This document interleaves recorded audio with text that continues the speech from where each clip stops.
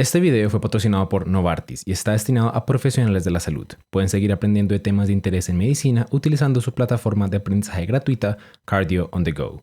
Link en la descripción.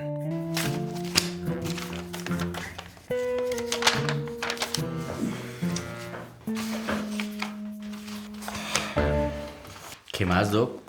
¿Todo bien? No, Doc, ya llevo 3 días intentando resolver un par de casos clínicos y no de más. He estado tratando de reconciliar las guías europeas, las americanas, hasta las canadienses.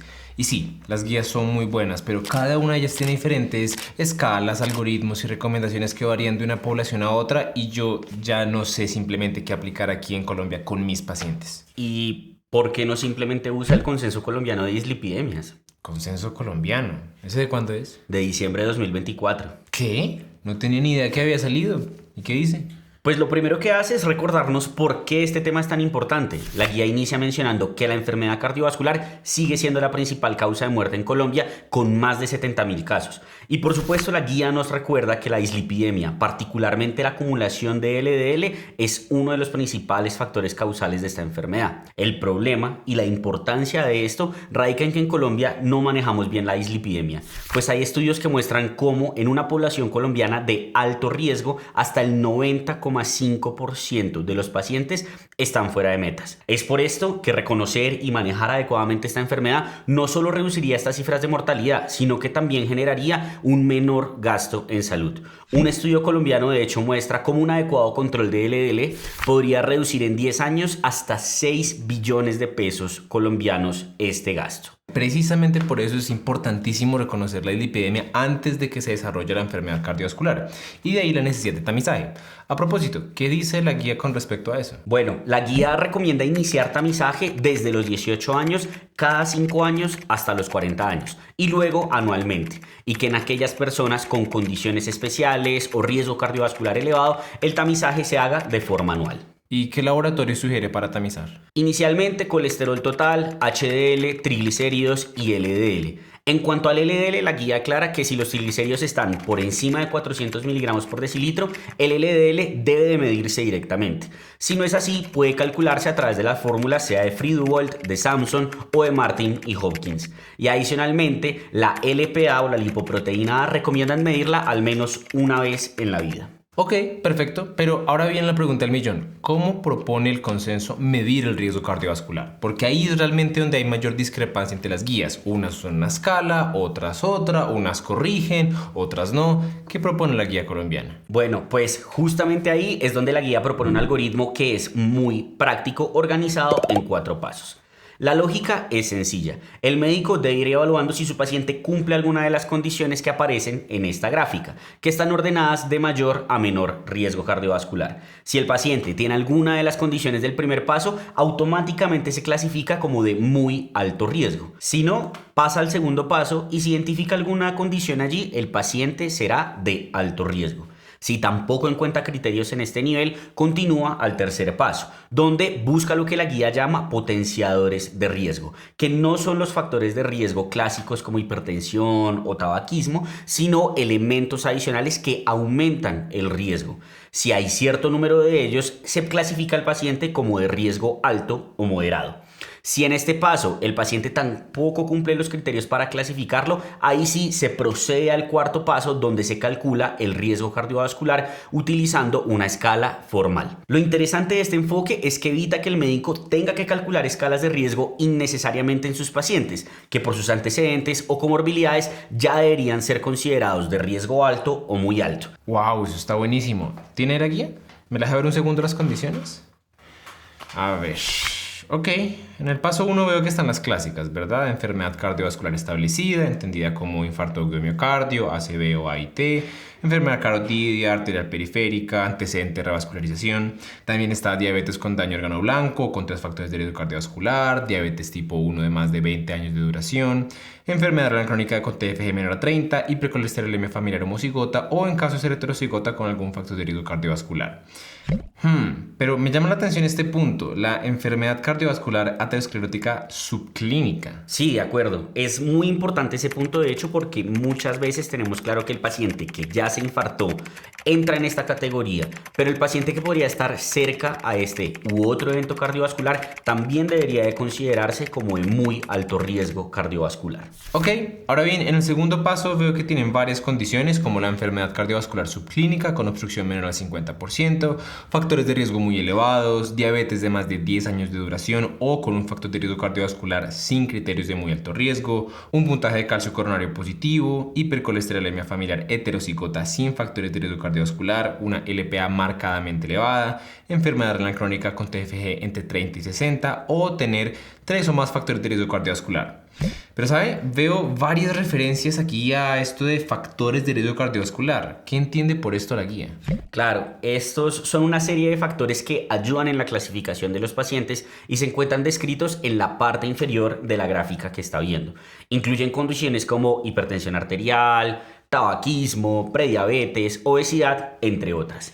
Estos factores tienen un impacto directo en la clasificación del riesgo. Por ejemplo, fíjese que en un paciente con diabetes recién diagnosticada, al mirar la gráfica se dará cuenta que con 3 factores de riesgo se clasifica como de muy alto riesgo. Si tiene solo uno, como de alto riesgo. Y si no presenta ninguno, se considera de riesgo moderado. Ok, clarísimo. Solo me queda una duda. Digamos que yo procedo y miro todos los factores que están en el paso 3 y mi paciente no los cumple. El último paso sería entonces calcular el riesgo cardiovascular, ¿verdad?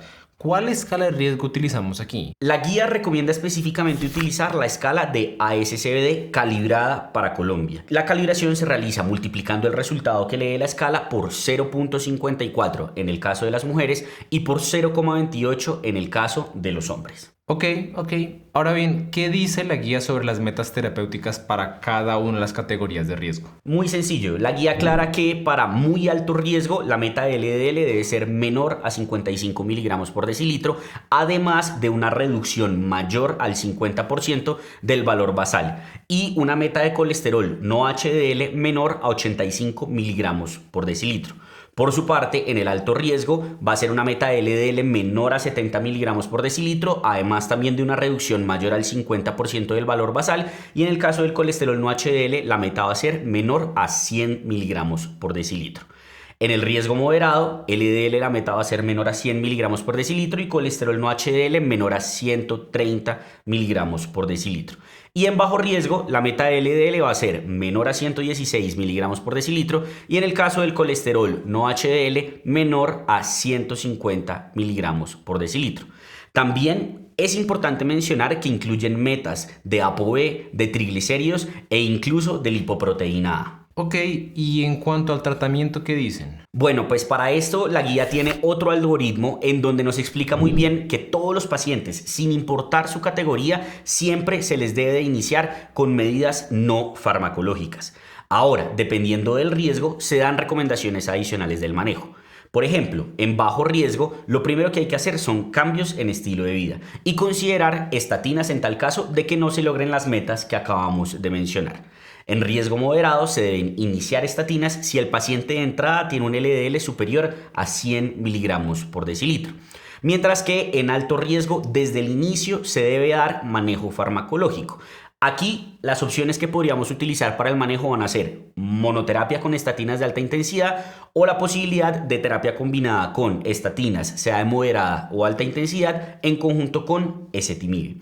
Y finalmente, en muy alto riesgo se recomienda iniciar directamente con terapia combinada, es decir, con estatinas de alta intensidad en conjunto con ezetimibe. Ok, eso me parece un cambio importante respecto a algunas guías previas. El enfoque para los pacientes de alto y muy alto riesgo es mucho más intensivo aquí desde el inicio al indicarles terapia combinada, buscando reducir el tiempo necesario para alcanzar las metas. Exactamente, y si después de esa combinación inicial el paciente no logra las metas de LDL, en aquellos pacientes que sean de alto o de muy alto riesgo cardiovascular, la guía indica el uso de terapias dirigidas a PCSK9. Y en el algoritmo, fíjese que la guía ubica en el mismo nivel tanto a los inhibidores monoclonales de PCSK9 como al ARN pequeño de interferencia. Ok, ¿y la guía menciona algo del ácido bempedóico? Sí, claro. Está indicado como una opción útil en pacientes que requieren una reducción adicional de LDL, pero que esa reducción sea menor al 15%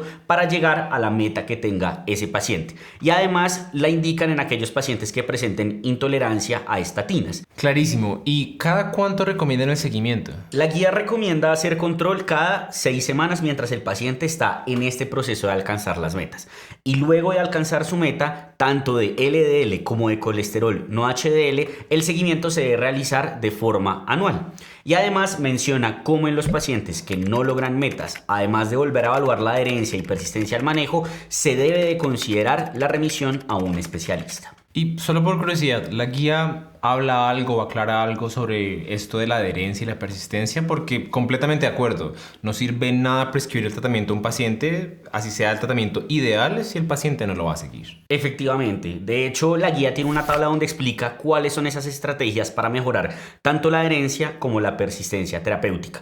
Aquí brindan ejemplos de cómo educar al paciente sobre beneficios y eventos adversos de la terapia y prescribir, por ejemplo, de forma semestral para garantizar la continuidad del manejo. Excelente, pero así como debemos hacer un seguimiento hasta lograr las metas que hemos hablado, es importante también continuar optimizando el manejo del paciente incluso cuando ya ha logrado esas metas. Completamente de acuerdo con usted. De hecho, en el algoritmo del manejo, la guía aclara cómo en estos pacientes se debe optimizar el tratamiento de las demás patologías que aumentan el riesgo cardiovascular en los pacientes, como por ejemplo la hipertensión o la diabetes mellitus, además de que sugiere evaluar lo que conocemos como riesgo residual precisamente en estos pacientes que ya han logrado metas, en donde se puede considerar evaluar el riesgo residual inflamatorio con proteína C reactiva o por ejemplo otros riesgos trombóticos o metabólicos. Ok.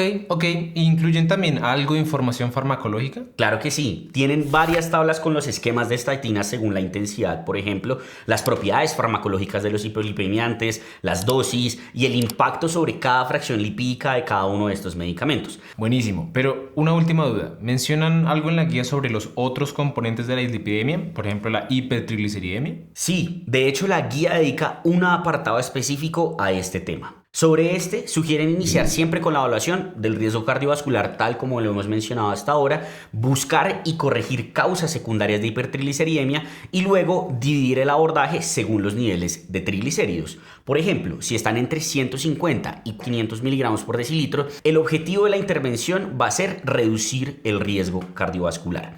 Y aquí van a recomendar iniciar con cambios en el estilo de vida, control de comorbilidades y uso de estatinas con o sin ezetimibe. Y además, en pacientes que cumplan las condiciones de enfermedad cardiovascular establecida o diabetes con al menos un factor de riesgo adicional y unos triglicéridos elevados pese a tratamiento con un LDL entre 40 y 100 miligramos por decilitro, sugieren considerar el inicio del icosapentato de etilo. Los fibratos en este caso quedan como una opción secundaria. Ahora, si los triglicéridos son superiores a 500 miligramos por decilitro, aquí el objetivo del tratamiento va a ser diferente, va a ser prevenir pancreatitis. Y en este caso recomiendan fibratos como primera opción y en segundo lugar ácidos grasos omega 3. Buenísimo, pero ¿le parece si hacemos los casos que tengo aquí para ver si realmente todo me quedó claro? De una. Y si le parece, podemos resolverlos utilizando el PDF interactivo de Cardio on the Go. De una. Ok, entonces aquí tengo el primero. Es don Ernesto, es un paciente de 67 años con antecedente de infarto agudo de miocardio hace 4 años. Tiene diabetes mellitus tipo 2 y enfermedad renal crónica con TFG de 52 mililitros minuto.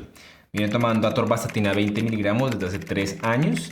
Y su LDL actual es de 92 miligramos decilitro. Perfecto. Este caso muestra lo sencillo que puede ser aplicar el algoritmo de la guía. Uno abre la gráfica, va al paso 1 y listo. Con este paciente, el solo hecho de haberse infartado automáticamente lo clasifica como de muy alto riesgo cardiovascular.